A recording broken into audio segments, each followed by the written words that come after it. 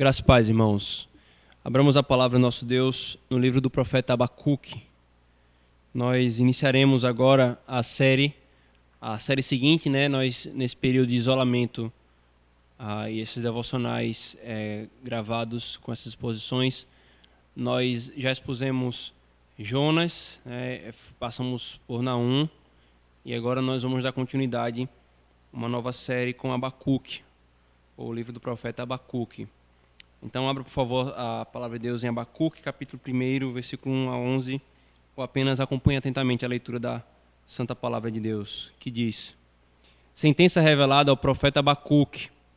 Até quando, Senhor, clamarei eu, e tu não me escutarás? Gritar-te-ei violência, e não salvarás. Porque me mostras a iniquidade e me fazes ver a opressão? Pois a destruição e a violência estão diante de mim. A contendas e o litígio se suscita.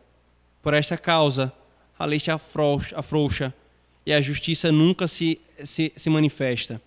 Porque o perverso cerca o justo e a justiça é torcida.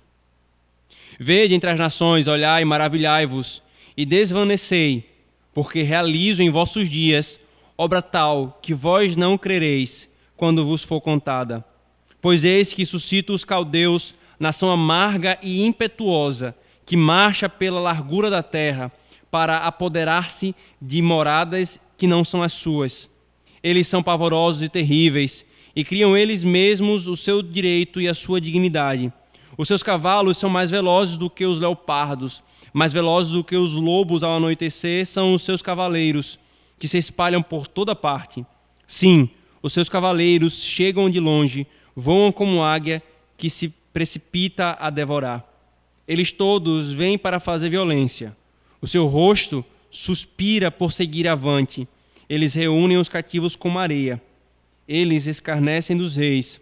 Os príncipes são objeto do seu riso. Riem-se de todas as fortalezas, porque amontoando terra as tomam. Então passam como passa o vento e seguem. Fazem-se culpados estes cujo poder é o seu Deus. Amém. Vamos orar, irmãos. Senhor, mais um livro da Tua Palavra, Pai. Nós caminharemos, nos deleitaremos na mensagem do Teu Evangelho aqui contido.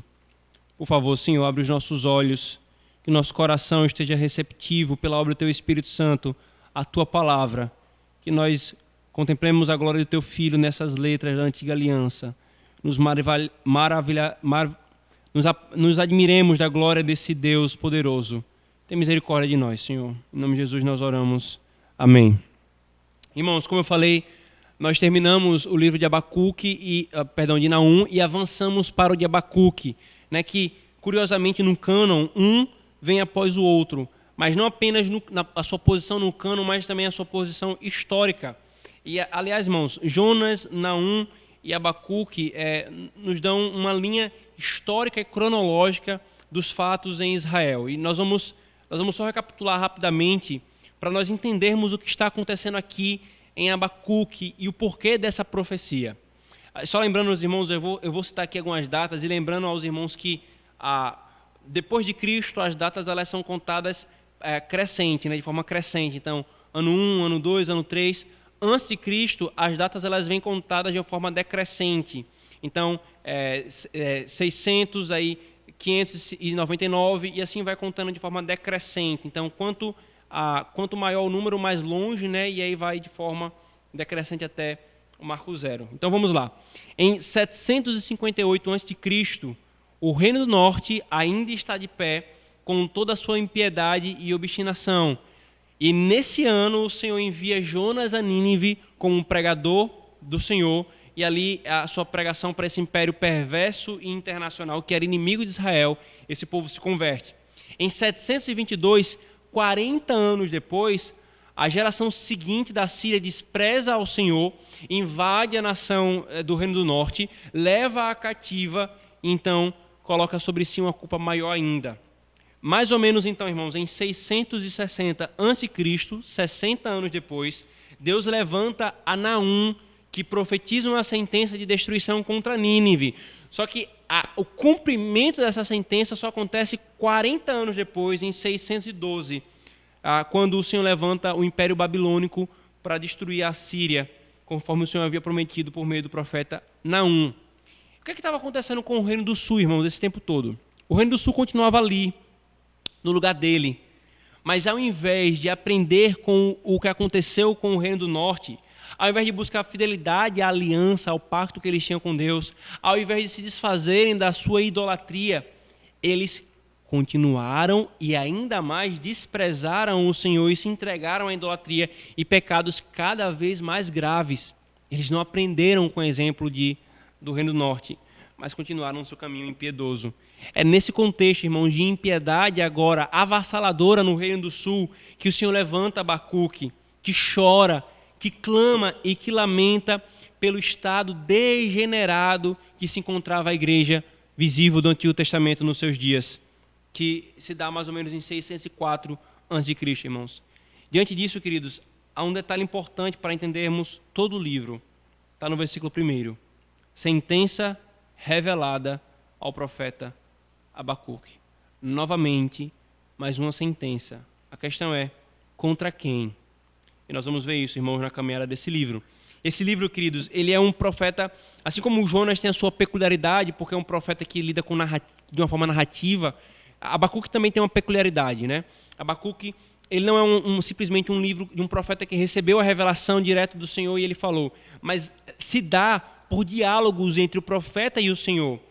O profeta tem 2 orações nesse livro, 2 orações de clamor, de lamento. Então, nós temos, em resposta a essas 2 orações, a fala do Senhor. E, por último, um canto do profeta. E o livro vai sendo organizado assim, irmãos.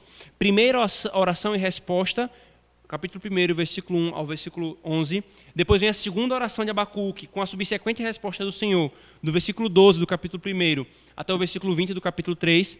E, então, o cântico de Abacuque em resposta às respostas do Senhor, que é todo o capítulo 3.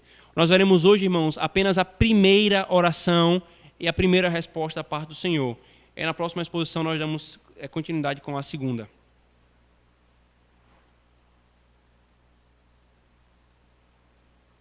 E aqui, irmãos, nessa primeira porção, nós temos do versículo 1 ao versículo 4, o lamento do profeta pelo terrível estado da igreja, e depois do versículo 5 ao versículo 11, a resposta do Senhor, a disciplina por meio de uma nação perversa. Então vamos ver primeiro, irmãos, esse primeiro momento. Veja o versículo, por favor, o versículo 2 do capítulo 1.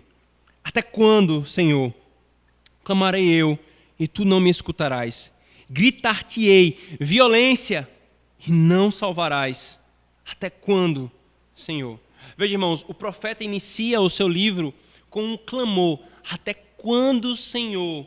Até quando? Ele tem clamado, e aparentemente o Senhor não o escuta e não responde, o que aumenta mais ainda a sua angústia. E nós não sabemos, irmãos, quanto tempo durou esse clamor, mas a imagem aqui é, eu estou clamando, e até agora não vem nenhuma resposta. E por que essa sensação de que Deus não ouve? Veja o que ele fala. Eu grito violência. Eu estou falando, Senhor, tem uma coisa muito errada no meio da tua igreja, no meio do teu povo, mas tu não salva, tu não faz. Por causa da violência ou o mal no meio da igreja, irmãos, é que ele tem clamado. Por causa do mal entre os homens, e aparentemente para Abacuque o Senhor não tem feito nada. O mal continua ali. E novamente, irmãos, no versículo 3, Abacuque é claro sobre o que está clamando. Porque me mostras a iniquidade e me fazes ver a opressão, pois a destruição e a violência estão diante de mim. Há contendas e litígios se suscita. Por esta causa a lei se afrouxa e a justiça nunca se manifesta, porque o perverso cerca o justo e a justiça é distorcida. E aqui, irmãos, ele elenca 10 pecados, né?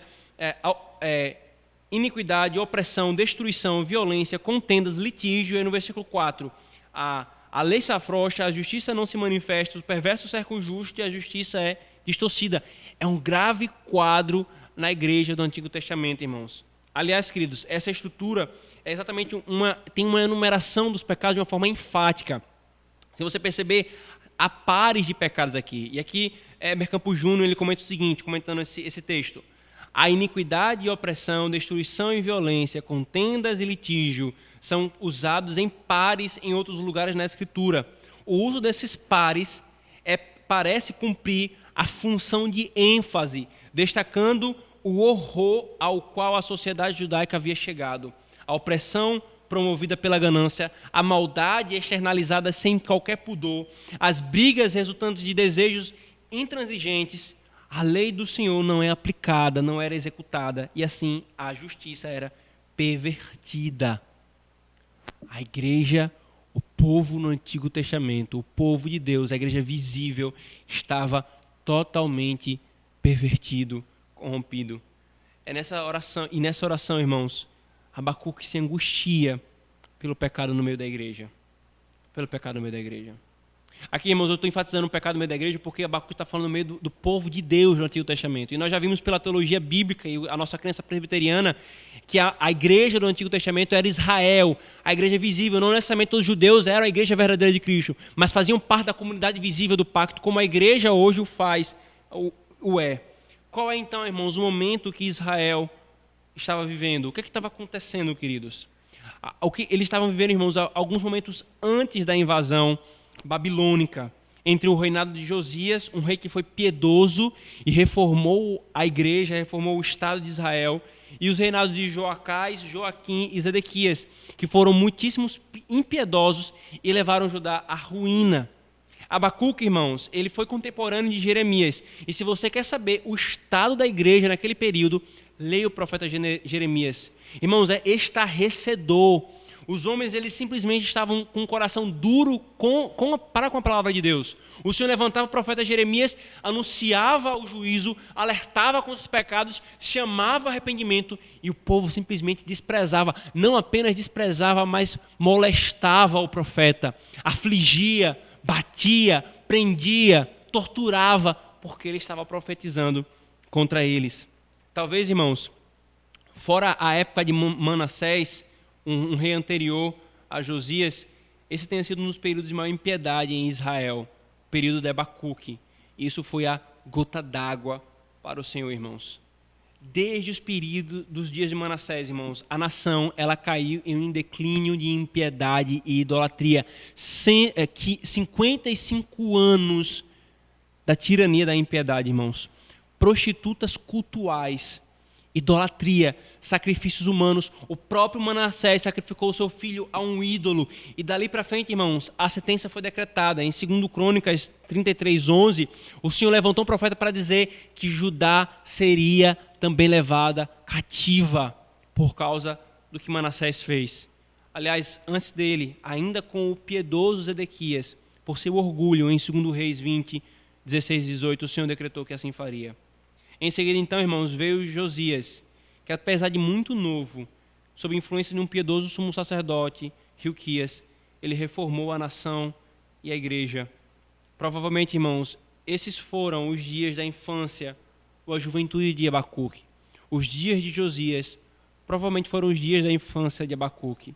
E daí, irmãos, quando voltou o declínio moral e religioso e político na igreja, por ele ter testemunhado toda a bondade do Senhor e da piedade no meio do povo, ele se angustia pela maneira como a igreja estava.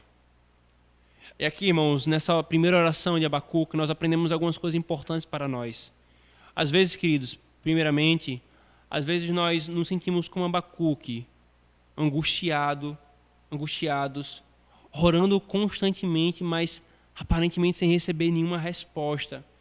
Entretanto, irmãos, o fato de Deus ter respondido a Abacuque nos mostra que, mesmo quando aparentemente Ele não tem nos respondido, Ele está ouvindo.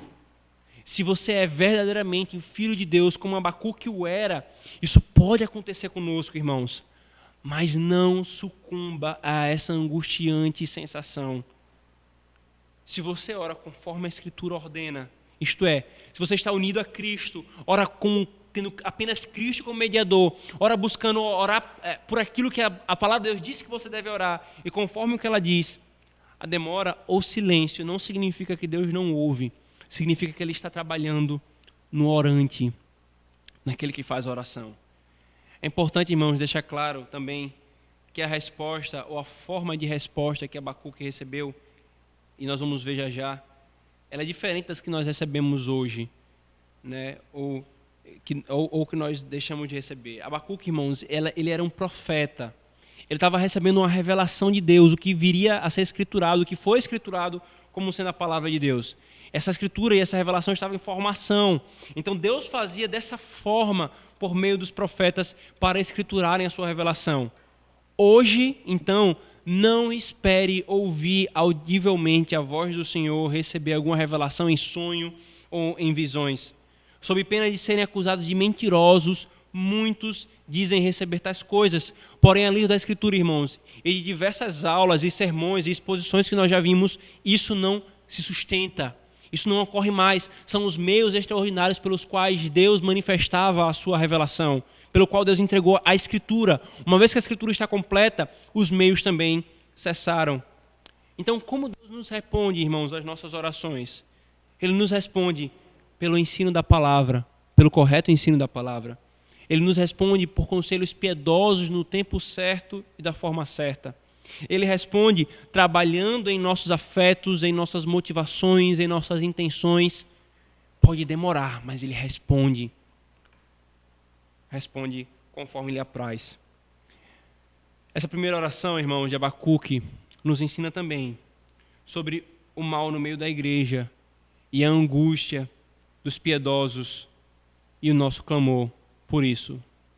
Irmãos, Abacuque gemia pela situação desastrosa que a igreja se encontrava por causa dos seus pastores, por causa dos seus líderes, por causa dos seus sacerdotes. Queridos, a situação da igreja hoje não está muito diferente disso. E aqui eu não quero nem apelar tanto para igrejas neopentecostais ou qualquer coisa mais escancarada. Irmãos, pastores usando-se da estrutura da igreja e da denominação para benefício próprio, de forma corrupta. Pastores e conselhos lenientes com o pecado e com o cuidado do rebanho, desprezando a disciplina eclesiástica. Pastores acobertando outros oficiais ímpios. A adulteração do ministério pastoral, da pregação e do culto. Batismo por inversão, por invenção. Culto online, todo tipo de coisa totalmente desprezada pelo Senhor. Homens têm incluído na igreja. Nós não estamos diferentes, irmãos, dos dias que antecederam a reforma. Aliás, nós não estamos muito diferentes dos dias de Abacuque. Irmãos, muitas igrejas têm caminhado exatamente igual a Judá nos dias de Abacuque.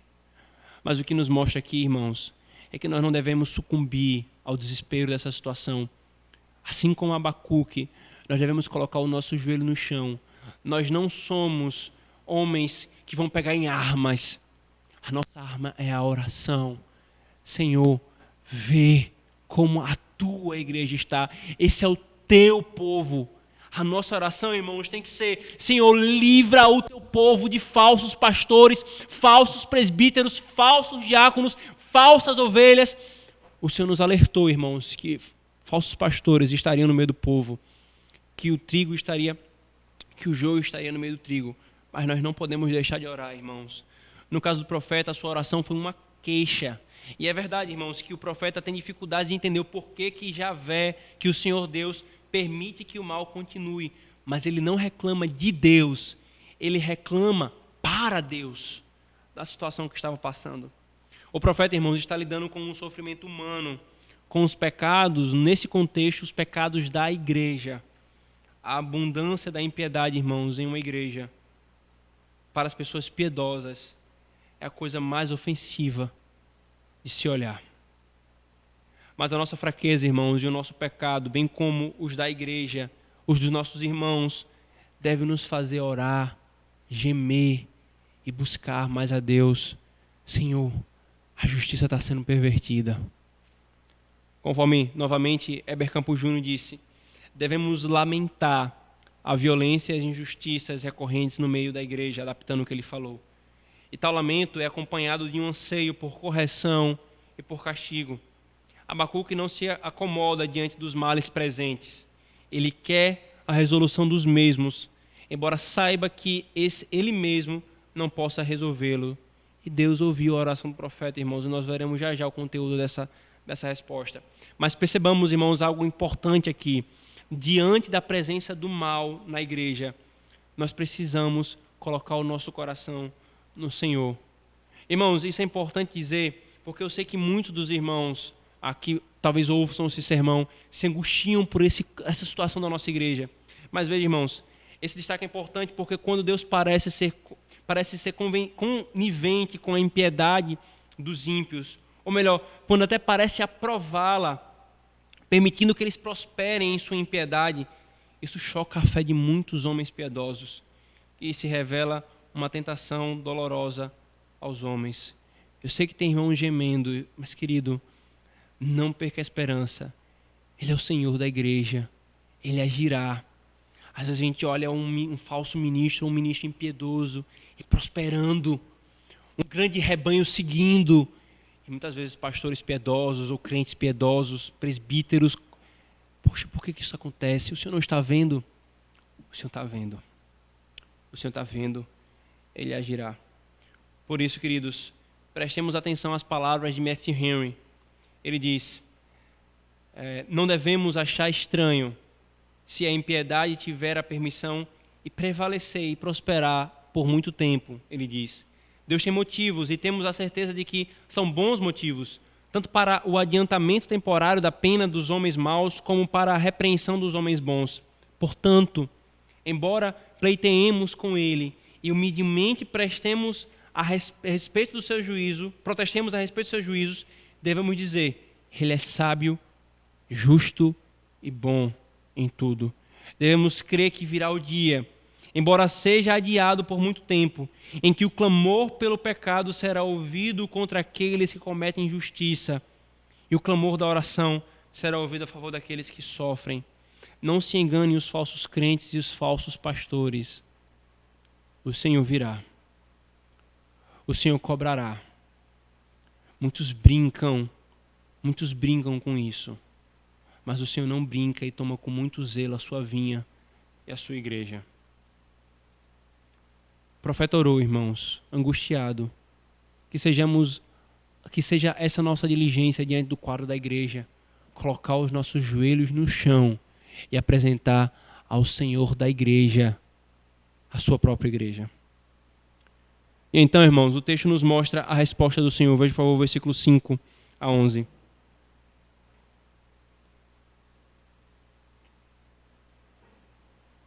Essa resposta, irmãos, vem de uma forma, ou melhor, de um conteúdo que Abacuque não esperava, né? Quando o Senhor responde, Abacuque poderia pensar, finalmente o Senhor me respondeu. Mas aí, a resposta o deixou mais estarrecido e atemorizado que a ausência dela. Vamos ler apenas o versículo 5. Vede entre as nações, olhai, maravilhai-vos e desvanecei, porque realizo em vossos dias obra tal que vós não crereis quando vos for contada. Em outras palavras, irmãos, esse trecho aqui, embora o texto não anuncie no versículo 5, está lidando com a resposta do Senhor. O Senhor está falando para a nação, os vossos dias, eu faço em vossos dias. Em outras palavras, irmãos, o Senhor está dizendo, eu estou vendo tudo isso. E eu estou levantando um povo, os caldeus, os babilônicos, os mesmos que destruíram a tão temível Assíria, a tão temível Nínive, um povo fortíssimo, imbatível. Veja as características deles, os seus cavalos são como leopardos, os seus homens não têm medo, eles derrubam as muralhas, eles são como o vento, passam e nada os segura. Abacuque, irmãos, fica chocado. E nós vamos ver isso mais claramente na sua oração seguinte, em resposta ao que o Senhor lhe fala aqui. Porque o Senhor falou, irmãos, em vossos dias. Ou seja, estava próxima a invasão, estava próximo à execução do juízo que Deus estava anunciando. Ele mostrou em vislumbre a resposta à queixa do profeta, o poder bélico dessa nação. Eu estou vendo. E sabe qual é a minha resposta? Eu vou disciplinar a igreja que caminha de uma forma impiedosa. Eu vou disciplinar. Versículo 5, ele fala assim, Eu vou fazer tal coisa nos vossos dias, tal obra que vós não crereis quando vos for contada. Queridos, o Senhor está falando, será mais doloroso e mais pesado para Deus afligir o seu povo, mas será uma aflição devida. Não crerão, o Senhor fala, não crerão que Deus trate tão severamente com um povo que tem entrado em aliança com Ele, um povo em favor do qual Ele havia feito tanto. O castigo do povo que professa ser de Deus só pode ser espanto para todos aqueles que estão ao redor dele. Para todos aqueles que estão ao redor dele. Mas o Senhor, irmãos, já havia anunciado que faria isso, não a Abacuque, não a Isaías, ele fez isso sim por eles, mas muito antes. Em Deuteronômio 28, a partir do versículo 49, o Senhor alertou que caso o povo quebrasse a aliança com ele, ele disciplinaria esse povo, porque ele está em pacto com esse povo, e esse povo seria disciplinado. Ele foi paciente durante todos esses séculos, ele alertou ao povo por meio dos profetas. Por Jeremias, o contemporâneo de Abacuque, Deus chamou o povo a arrependimento, mas o povo não se arrependeu, antes desprezou o Senhor. Veja uma coisa, irmãos, Abacuque lamentou a falta da justiça no meio do povo, e o Senhor vai disciplinar com equidade. Se o meu povo está sendo injusto, eu vou levantar uma nação injusta. Se meu povo não considera a minha lei e a justiça nos tribunais, eu levanto uma nação que despreza também tais coisas. Irmão, preste atenção nisso. Quando nós procrastinamos a correção pela palavra, pela pregação da palavra, a disciplina que virá, se nós formos realmente filhos de Deus, será dura, proporcional à dureza do nosso coração. Quanto mais nós procrastinarmos, irmãos, a reforma, quanto mais nós demorarmos e formos lenientes com a pregação da palavra e mudarmos a nossa vida, a disciplina virá. Ela será proporcional à dureza do coração. Deus disciplina a sua igreja, irmãos. E Ele não está cego ao que tem ocorrido. Ele a ama e Ele cuidará dela. Veja, por favor, por que Ele faz isso. 1 Pedro, capítulo 4, versículo 17. Porque a ocasião de começar o juízo pela casa de Deus é chegada. Ora, se primeiro vem por nós, qual será o fim daqueles que não obedecem ao Evangelho de Deus? Pedro está falando, se Deus disciplina e traz juízo sobre a sua igreja, que é o seu povo, o que é que deve esperar aqueles que não são o seu povo? Ainda 1 Coríntios, veja por favor 1 Coríntios 11, 32. Paulo fala, mas quando julgados, somos disciplinados pelo Senhor, para não sermos condenados com o mundo. E aqui Paulo nos fala o propósito da disciplina do Senhor.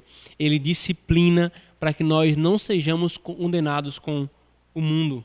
Ofender-se, irmãos, com a disciplina do Senhor é querer colocar-se no lugar dos ímpios, que não são disciplinados, mas que enfrentarão um juízo condenatório. O Senhor nos disciplina hoje, irmãos, Hebreus fala, porque Ele nos ama. Quando Ele quer entregar um homem, Ele não disciplina, Ele entrega o homem a si mesmo. Ai dos pastores e presbíteros que têm feito prosperar o erro e a impiedade e conduzido indevidamente a igreja de Cristo. Ai dos membros de igreja que se opõem à piedade, que se opõem aos pastores sérios, que se opõem à sã doutrina, colocando-os para correr ou dificultando o seu trabalho. Ai dos ouvintes de sermão que são indiferentes à palavra, ao culto, ao dia do Senhor. O exemplo de Judá está aí, irmãos, diante de nós, diante dos nossos olhos. Há piedosos como Abacuque clamando, e Deus disciplinará uma ou as suas igrejas para livrá-las delas mesmas. Deus utiliza-se, irmãos, de meios que para nós, muitas vezes, nós não entendemos e são muito dolorosos, mas Ele cumpre o seu propósito. Doença, aperto financeiro, perda, estagnação, lutas contra pecados persistentes e até mesmo quedas. Tudo isso, Deus tratando o seu povo. Deus tratando o seu povo. Nós temos um grande exemplo, irmãos. Deus está usando um vírus que está sendo o que está sendo por causa da odiosa ditadura comunista chinesa, com suas práticas repugnantes, por sua tirania silenciando aqueles que alertavam para não falarem contra o Partido Comunista. Uma nação tão odiosa, ou melhor, um partido tão odioso, uma ditadura tão odiosa quanto a odiosa Babilônia. Mas o Senhor está usando isso. O Senhor está disciplinando o seu povo. As igrejas, líderes em igrejas, crentes, tripudiavam e desprezavam o culto e o dia do Senhor. E como ele fez com a nação de Judá, ele tirou o seu culto. E agora ele tira do seu povo. A pergunta é, nós vamos aprender? Nós vamos nos submeter à disciplina do Senhor e vamos aprender? Irmãos, é inacreditável o que muitas igrejas, inclusive presbiterianas, têm feito. O Senhor disciplina o seu povo por causa de erros, de falsas doutrinas, lida com a igreja de uma forma inadequada. Aí o que é que os homens fazem? Rasgam suas vestes do seu coração, se humilham no pó e na cinza, clamando por misericórdia.